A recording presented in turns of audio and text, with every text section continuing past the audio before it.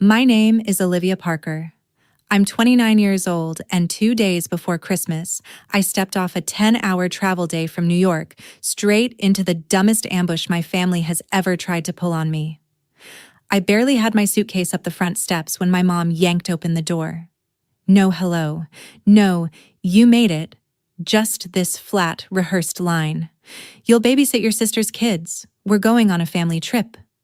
She was already turning away, like the decision had been made weeks ago, and I was just another piece of luggage being dropped where it belonged. My sister appeared in the hallway, juggling 4 kids in little puffy jackets, cheeks flushed, eyes wild with pre-vacation hype.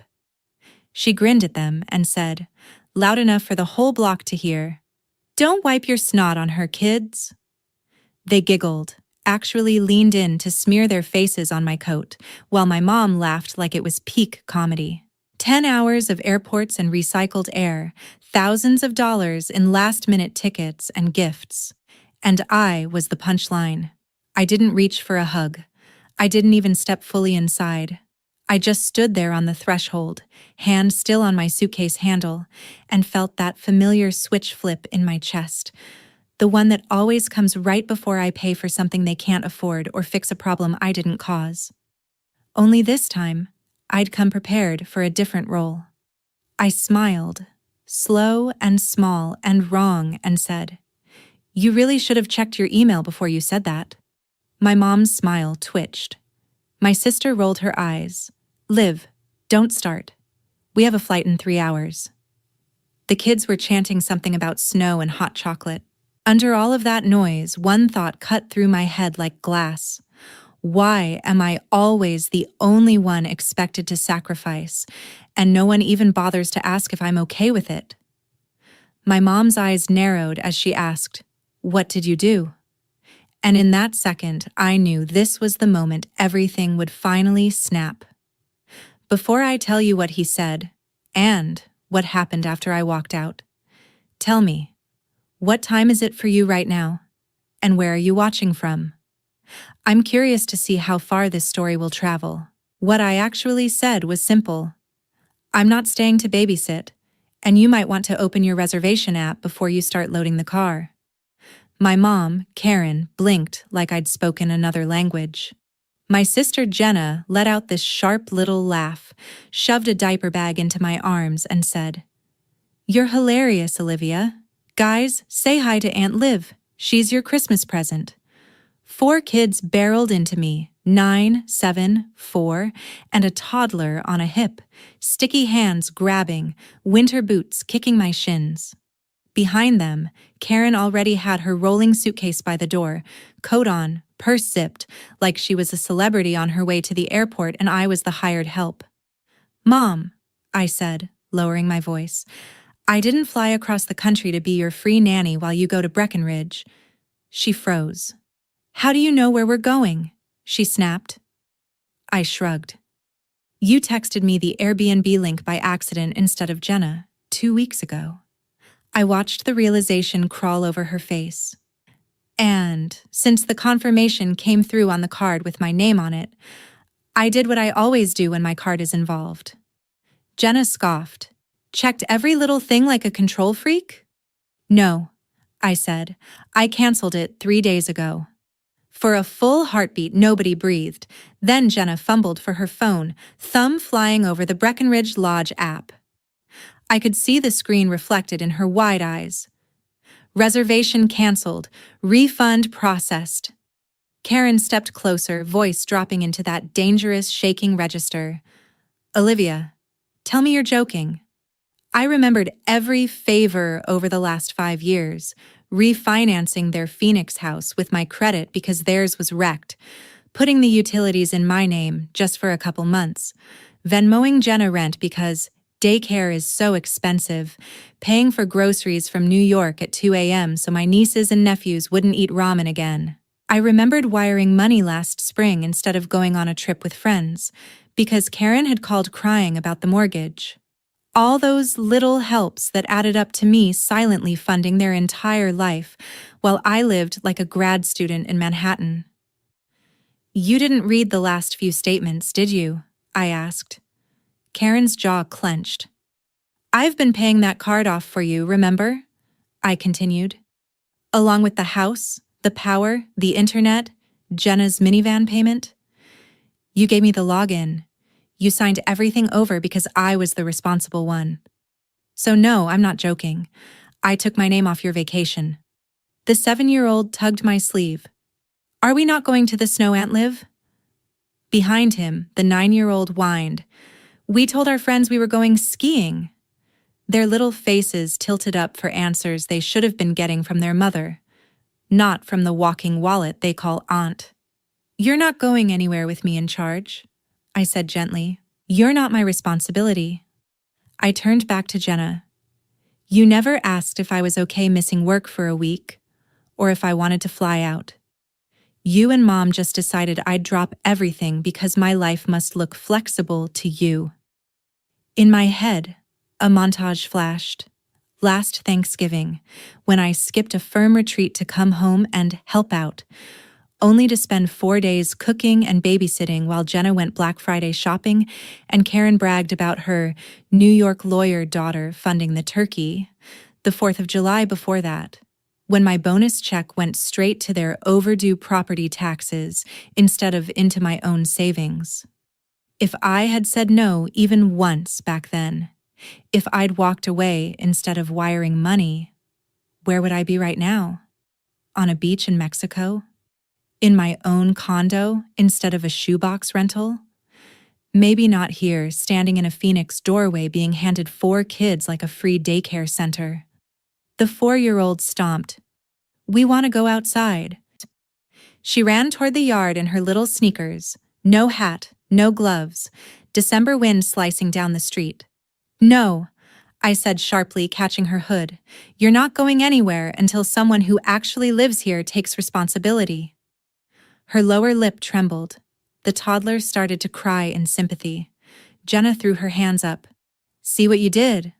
Why are you being so dramatic? It's 1 week, Liv. You fly first class all the time. You'll survive playing house with your nieces and nephews. I looked from Karen's clenched jaw to Jenna's flaring nostrils and felt that cold, steady place in me settle. I don't fly first class, I said.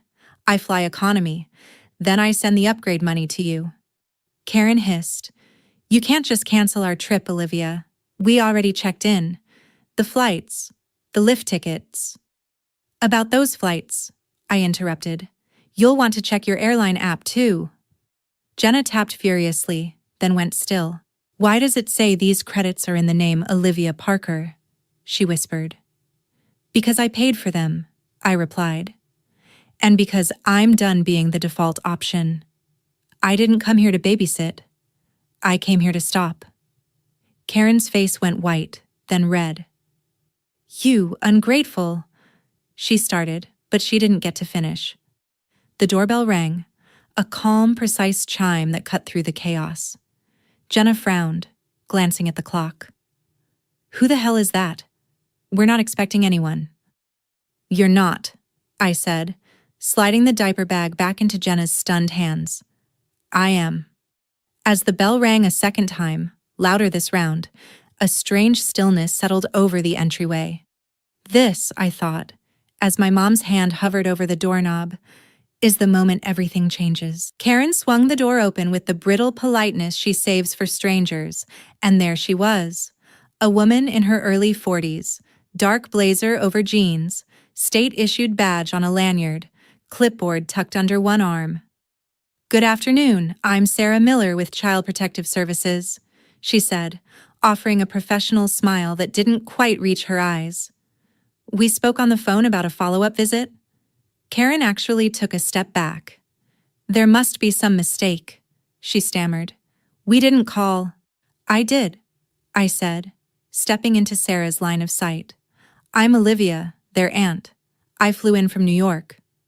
Sarah's gaze flicked over my suitcase, the cluster of kids half-zipped into coats, Karen's wheeled luggage, the chaos of half-packed bags and abandoned snacks on the floor.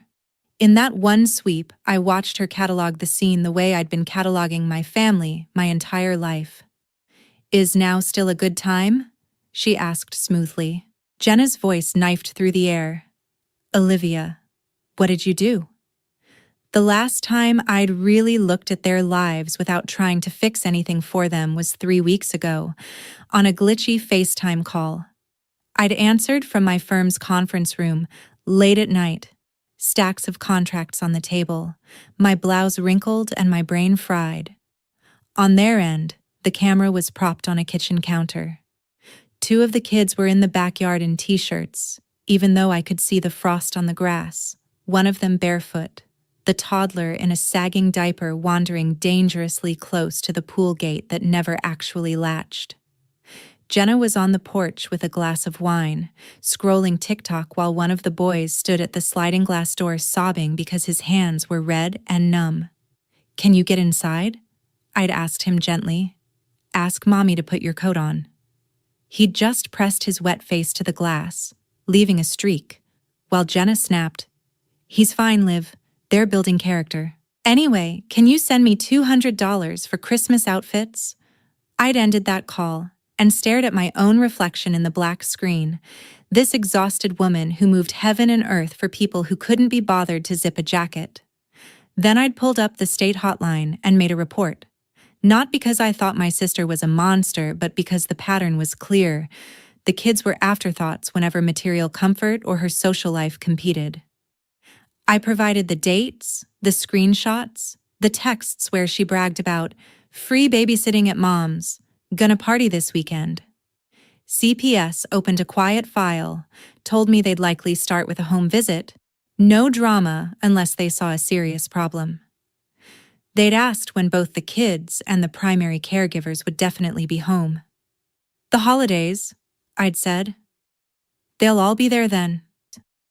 Now, standing in the doorway with Sarah, my heart hammered against my ribs. But it wasn't fear. It was the adrenaline that hits when someone finally steps between you and a moving train you've been holding back with your bare hands.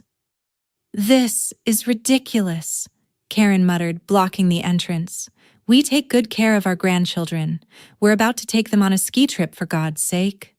Sarah's smile cooled by a few degrees. "That's exactly why I'm here today, ma'am.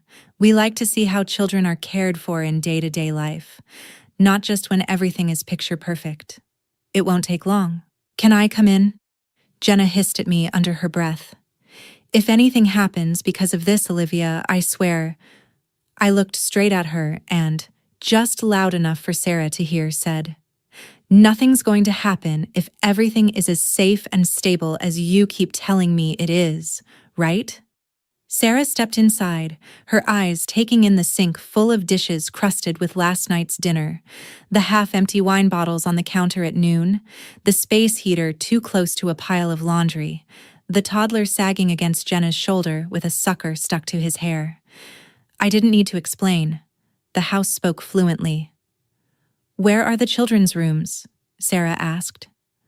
"I'd like to see where they sleep, what kind of supervision they have." Karen jumped in. "We were just leaving for the airport, so things are a little messy, but usually Olivia is here," Jenna snapped, jerking her chin at me. "She's always willing to help. She just picked today to have a meltdown." Sarah glanced at me. "Do you live here full-time?" "No," I said. "I live in New York. I'm an associate at a law firm.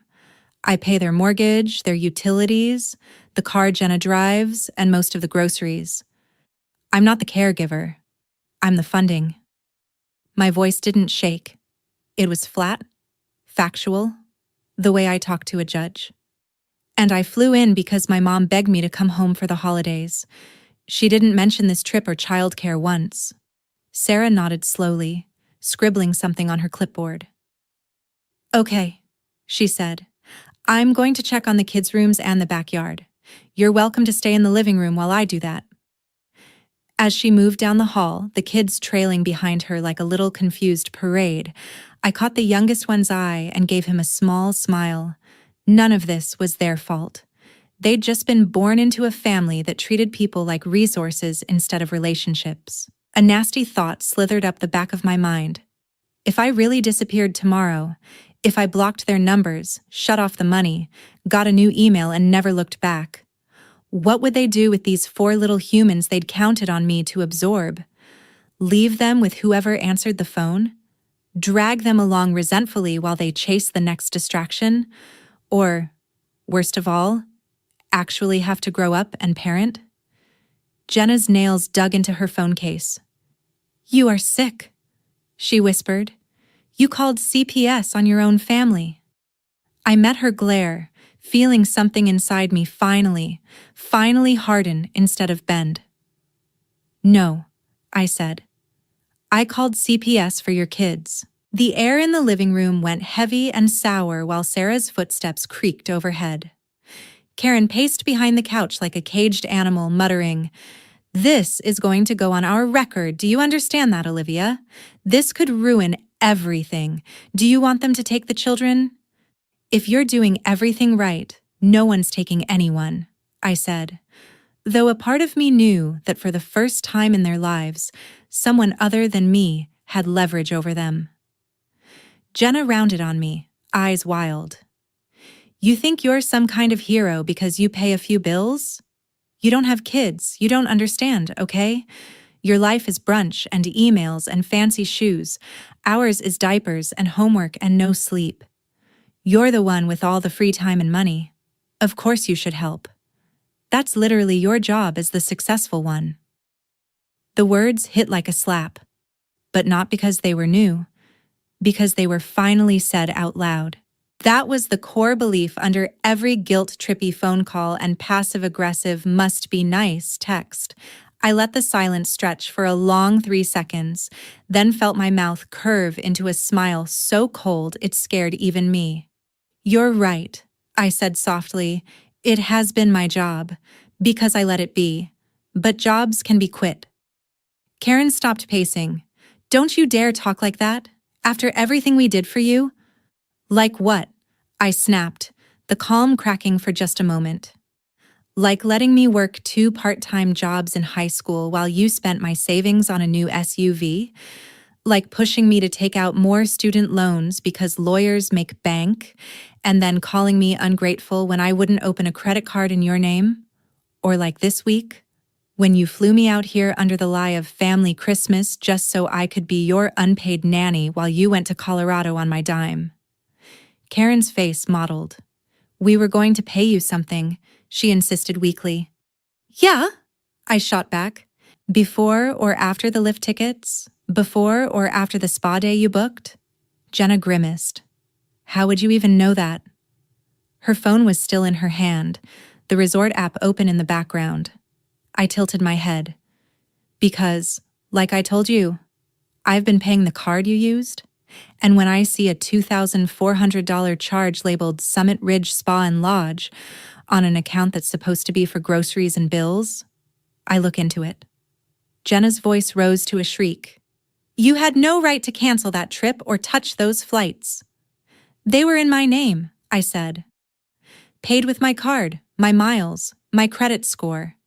You stopped opening your own statements a year ago, remember? Too stressful. So I logged in. I consolidated. I refinanced. I became the adult while you all played victim." I reached into my carry-on and pulled out a thin folder I'd tucked there before boarding at JFK. "This," I said, laying it on the coffee table, "is every payment I've made for you in the last 3 years. Mortgage, electric, water, internet, car. Even the stupid streaming services so you could binge reality TV while telling me you couldn't afford shoes for the kids." Jenna snatched the top page. Her eyes skated over the numbers. $1,800, $600, $320, month after month after month. Her mouth opened and closed like a fish. This can't be right," she whispered. "You make it look so bad." "Numbers are neutral," I said. "They just are what they are." Somewhere above us, a kid laughed at something Sarah had said, a bright, oblivious sound that cut across the tension like a bell. Karen seized on it. "See? They're happy. They're fine. You blew this way out of proportion? I leaned back against the wall, feeling strangely steady. Happy kids don't erase unpaid mortgages, I said. They don't erase unsafe choices. They don't erase the way you've turned me into an ATM with a pulse. Jenna's face twisted. You love throwing that word around. A TM. You know what you really are? Bitter. You couldn't find anyone to have kids with, so you punish me for having a family. That one landed in the softest part of me, the place where my quiet fear of ending up alone lives, curled up and ashamed. I felt it flinch, and then I felt it burn away. There it is, I said, almost pleasantly. The line you've wanted to say for years. You don't have kids, so your life doesn't count. My voice dropped. Thank you for finally being honest, Jenna. It makes this next part so much easier. Her bravado faltered. What next part? I didn't just cancel your trip, I said. 3 weeks ago, I stopped the automatic mortgage payments. Your lender sent a very polite letter to this address, which I'm guessing is still unopened on the kitchen counter under that pile of coupons. They'll give you a little grace period. Then the late fees start. A few months from now, if no one pays, the notices get less polite. Karen gasped, actually staggering back a step. You wouldn't do that to your own parents? I already did, I said. Yesterday, on my lunch break, I went down to my bank and signed the paperwork to remove my name from your loan. If you want to keep this house, you'll have to qualify on your own income and credit. That's fraud, Jenna spat. No, I said evenly. It's called no longer co-signing. Look it up. Jenna was shaking now. The van, she blurted. You co-signed for the van. The kids need... I reported the missed payments this morning, I cut in. The repo company will come at the end of the month unless someone brings the account current. They will not be calling me. Karen's hand flew to her mouth. The power, she whispered. The water. Olivia, you wouldn't... I already did that too, I said. The autopay is gone. Next week, if you don't put a card in your name on those accounts, the lights go off. The Wi-Fi dies. No more streaming, no more late-night shopping, no more FaceTime calls asking for just a little help until Friday. Karen's eyes filled with panic. No way. Please, she whispered, voice cracking on the last word, like she could rewind the clock with sheer desperation. Before I could answer, footsteps sounded on the stairs. Sarah appeared, the 4 kids behind her, calmer now, curious eyes bouncing between the adults. Thank you for your time, she said, businesslike. I've done an initial walkthrough. I'm going to leave you with a checklist of some safety concerns. Outlets that need covers, the gate on the pool that needs a proper latch, supervision issues that need addressing. This visit will go on file as a warning. I'll be back for a follow-up after the holidays. If things have improved, that'll be the end of it. If not, we'll have to look at other options. Jenna choked. Other options? Sarah met her gaze squarely. Support services? Parenting classes? In extreme cases, placement with relatives or foster care. We're nowhere near that yet. But you need to understand this isn't a joke. Jenna's eyes darted to me, full of pure hatred. She planned this. She spat. She timed it. She wants to ruin us. Sarah lifted a hand. Right now, I don't care about your sibling dynamics, she said. I care about those 4 kids. And they need sober, present adults making safe decisions for them. Take the checklist seriously. That's all I'm going to say today. She handed Karen a stapled packet and walked to the door. The kids trailed after her, whispering. As the door clicked shut behind her, the last thin layer of pretense in that house went with it. For a second after Sarah left, nobody moved. The only sound was the hum of the refrigerator and the distant bark of a neighbor's dog. Then Karen rounded on me. You have humiliated this family, she hissed. With that woman? With this money stunt? With everything? You think your fancy New York job makes you better than us? You think you can just walk in here and tear our lives apart because you're having a tantrum? I picked up my folder from the coffee table and slid it back into my bag. I didn't tear anything apart, I said quietly. I just stopped taping it together so you wouldn't have to see the cracks. The front door opened again, and my dad, Tom, stepped in, car keys in hand, sunglasses still on like he was mid-vacation already. "What's going on?" he demanded, taking in Jenna's blotchy face, Karen clutching the CPS checklist, my suitcase still parked in the entryway. "We're going to miss our flight." "We're not going anywhere," Jenna snapped. "Olivia canceled everything and called CPS on us."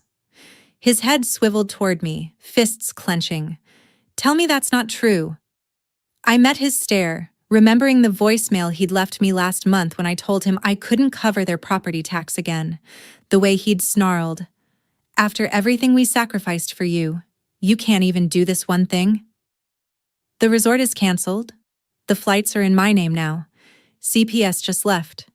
And I've taken my name off your financial mess," I said. "All of that is true." He took a step closer, crowding into my space the way he used to when I was 16, and dared to push back.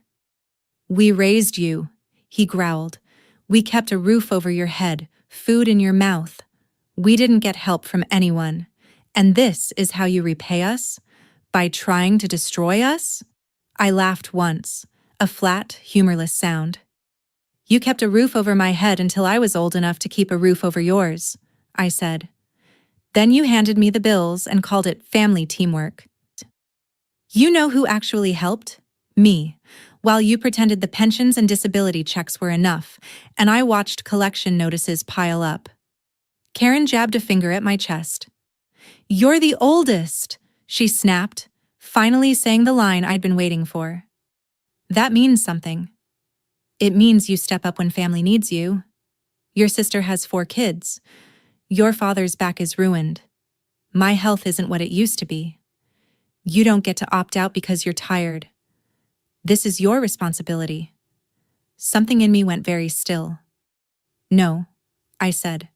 "It was my responsibility when I was a kid and had no choice. It was my responsibility when I was drowning in law school debt and still wiring you money because I couldn't stand the thought of the kid sitting in the dark. But I'm an adult now. I get to decide what I'm responsible for. And I am choosing myself." Jenna scoffed. "You're not choosing yourself. You're choosing revenge." I looked at her, really looked, at the dark circles under her eyes, the way her hand trembled on the CPS checklist. Revenge would be calling Sarah back and telling her to come take the kids today, I said. Revenge would be reporting every lie you've told on your benefits applications, every time you worked under the table and still collected aid. All I've done so far is step back and let your own choices catch up to you. Dad's face darkened. "You wouldn't dare," he said. "We need that help. We're entitled to it." "You're entitled to exactly what the program says you are," I replied, "and that's up to them to figure out." I thought of the online forms I'd filled out 3 months ago, the scanned copies of checks and bank statements I'd attached, the careful clinical language I'd used, concern about misuse of funds in multi-adult household with dependent children. I hadn't hit submit out of anger. I'd done it out of exhaustion. No more being their shadow welfare program on top of the actual one. "You're the one who pushed this into official channels," I continued. "Not me. I just finally told the truth to someone whose job is to listen." Karen crumpled the CPS checklist in her fist. "You think they're going to help us more because you tattled?" she spat. "No," I said. "I think they're going to look at the full picture. The pensions, the disability, the housing assistance, the way Jenna doesn't work, but somehow always has new nails and a full bar cart, and then they'll decide if you still qualify. That's out of my hands now." Dad stared at me like he didn't recognize me. "Where are you even staying?" he demanded. "Here? After what you've done?" I weighed my answer. My new condo's keys were in my pocket, still shiny from the locksmith. I'd closed on it 6 weeks ago, scraping together a down payment from the crumbs left after everyone else's emergencies. I hadn't told a soul. The last time I mentioned maybe buying a place, Karen had immediately asked if there'd be a guest room for when we need a break. I was going to crash here for a couple nights, I said evenly. Furniture for my place gets delivered on Monday. His lip curled. Absolutely not. You don't get to burn the house down and then sleep in the ashes. You want to act like you're better than us now? Prove it from somewhere else. I glanced at Karen, half expecting her to protest, to say, Tom, she's still our daughter. She said nothing. Jenna's eyes were fixed on the floor. It was all so clear it was almost funny. As long as I paid, I belonged. The second I stopped, I was disposable. Got it, I said. No yelling, no tears. I grabbed my suitcase handle and rolled it back over the threshold I hadn't fully crossed. At the door, I paused and looked back at the three of them, huddled around a crumpled checklist and a canceled vacation like survivors of a storm they'd insisted wasn't coming. You're right about one thing, I said. I am the oldest. And for the first time in my life, I'm going to show you what it looks like when I make decisions for me. Then I stepped out into the bright, indifferent Arizona sun and pulled the door shut behind me. My new condo in Manhattan was the opposite of that Phoenix house in every way that mattered. Small, but entirely mine. Quiet, paid for with my own signature instead of someone else's crisis. When I unlocked it that night, dragging my suitcase over the threshold, the place still smelled like fresh paint and cardboard. No family photos, no stacks of unopened bills with my name on them, but someone else's guilt. I dropped my bag in the bedroom, sat on the bare mattress, and just listened to the silence. No TV blaring kids' shows, no toddler crying, no phone vibrating with emergency call me texts. For the first time in years, the only person I had to take care of was me. The next morning, I made bad drip coffee in a brand new machine and watched the city crawl awake from my 10th floor window. I expected my phone to stay mercifully still. In my head, I'd already accepted that Karen and Tom would spend the week telling anyone who'd listen that I'd lost it. Instead, around 11, my screen lit up with a name I never thought I'd see there voluntarily. Jenna. For a full minute, I just stared at it, letting it buzz. Then I answered. Don't hang up, she said immediately, voice small in a way I'd never heard. Please, I'm not calling to yell. Okay, I said cautiously. You've got 5 minutes. She let out a shaky breath. I'm sorry, she blurted. For everything. For the way we ambushed you. For Mom's "you're the oldest" speech. For that disgusting thing I said about you not having kids.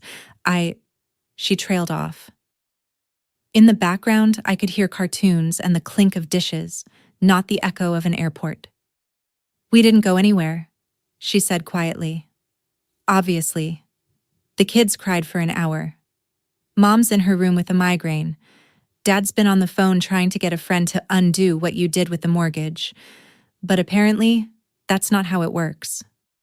A grim, petty part of me that I barely recognized felt a flicker of satisfaction at that. Why are you really calling, Jenna? I asked. Because Sarah called back, she said. She said she's scheduling our follow-up sooner than she thought, because of some additional information that came across her desk. I knew exactly what that additional information was. 2 weeks after I filed my anonymous concern with the housing office, an investigator had reached out for clarification. I'd given dates, amounts, the way my money covered gaps that shouldn't have existed if the stated income and assistance were accurate. They'd thanked me and said that given there were children involved, CPS would be looped in. She mentioned an audit, Jenna whispered now, of Mom and Dad's benefits, the disability, the housing vouchers. She said they'll be reviewing whether we've been honest about everyone's income and who actually lives here. And have you? I asked. Silence. Then, mostly, she said, which meant no. Look, I know we've leaned on you too much, okay? I know. I told Mom that last night. I told her we can't just expect you to catch us every time. I'm looking for a job. At a daycare, actually. They said they need someone after the new year. I'm trying. There it was again, that tiny part of me that still wanted to fix things, to say, I'll cover you until you get your first paycheck. I strangled it in its crib. Good, I said instead. You should have done that 3 years ago. She sniffed. I know. I just needed you to know I heard you, and I'm scared. They took Dad's car this morning, Liv. Right out of the driveway, the kids watched. It was... She exhaled hard. This is the first time anything real has happened because we didn't listen. Mom keeps saying it's all your fault, but I know that's not true. We did this.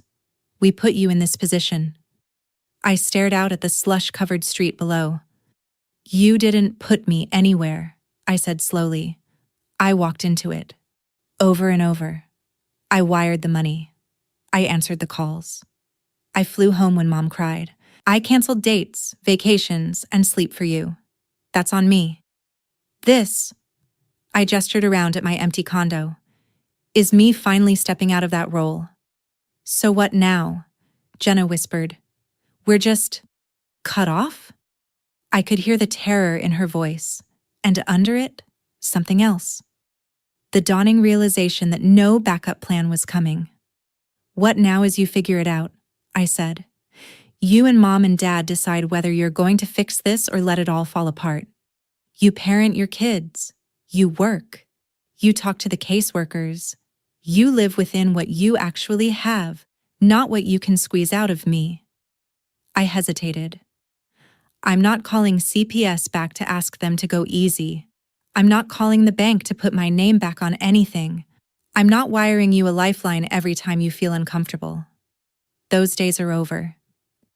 Jenna was quiet for a long time. When she spoke again, her voice was steadier.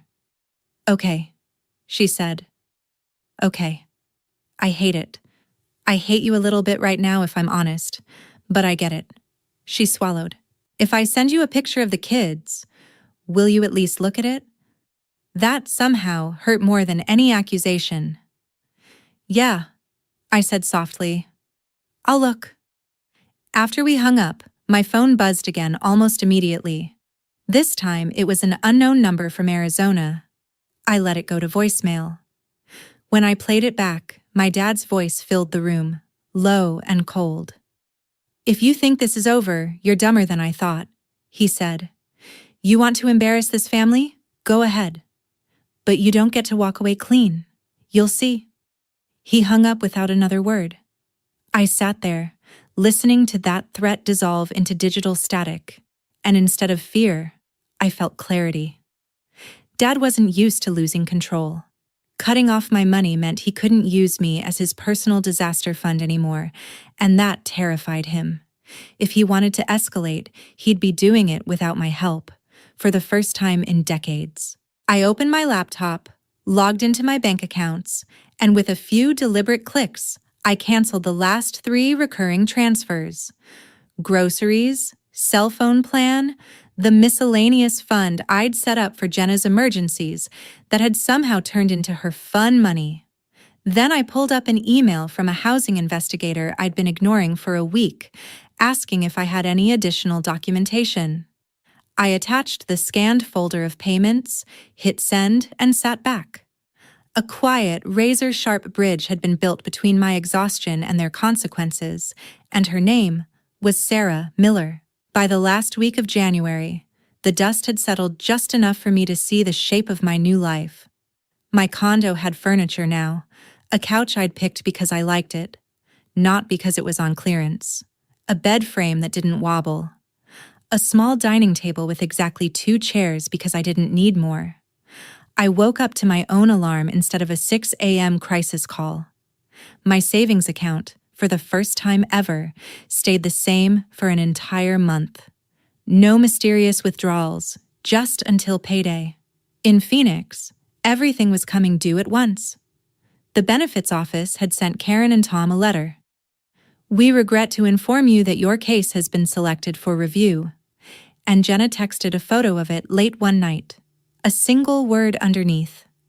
Why? I didn't answer. The next image she sent, a week later, was of their driveway. No van, no sedan, just oil stains on the concrete. Beneath it, they took both. I put my phone face down and went back to highlighting a contract. A few days after that, a small envelope with no return address showed up in my mailbox. The handwriting on the front was painfully familiar, the loopy cursive that had signed every permission slip and every birthday card when I was a kid. My mom's. Inside was a check for $300 and a note on lined paper. "We're doing what we can," it said. I know it's not enough. I didn't cash it.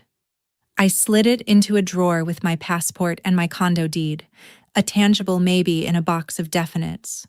I wasn't interested in punishing them forever. I was interested in seeing if this sudden sense of accountability would last longer than their guilt usually did. In early March, my email pinged with a message from Sarah Miller. She thanked me for my cooperation, then outlined the results of the review in cool, bureaucratic language. Some benefits adjusted, others suspended pending repayment. Mandatory parenting classes for Jenna, unannounced home visits scheduled for the next 6 months. "The children remain in the home at this time," she wrote. "There is significant room for improvement, but we have seen initial positive changes." Attached was a brief note. "I know this has been difficult. Your report likely prevented things from getting worse. Take care of yourself." 2 days later, Jenna emailed me a photo of the kids standing proudly in front of a small, worn apartment complex, each of them holding a key on a colorful plastic ring. The caption read, "Our own place. Tiny, but ours. Thank you, even if you hate me." I stared at their faces, the missing front tooth, the crooked ponytail, the way the oldest stood slightly in front of the others like he'd appointed himself their shield, and felt something unclench. I didn't respond right away. I let a couple of weeks pass, let my own reactions settle. Then, one evening as snow drifted past my window in lazy spirals, I snapped a picture of the Manhattan skyline from my living room, streaks of light cutting through the dark. I typed back, "No hate, just boundaries." That was it.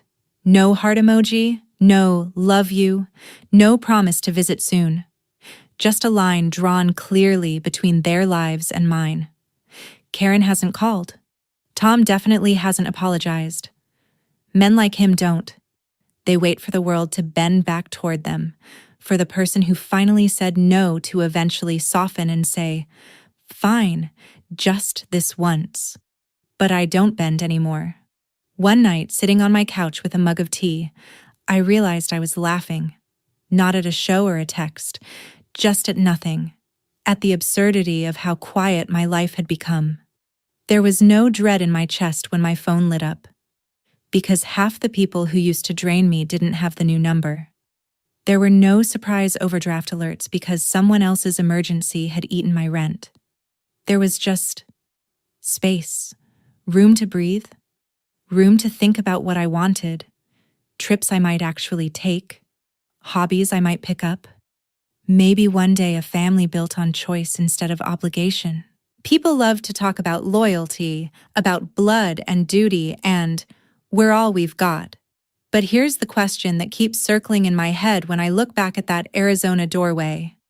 What do you think happens when the person you've always treated as the backup plan, the safety net, the one who will always say yes, finally walks away and doesn't come back?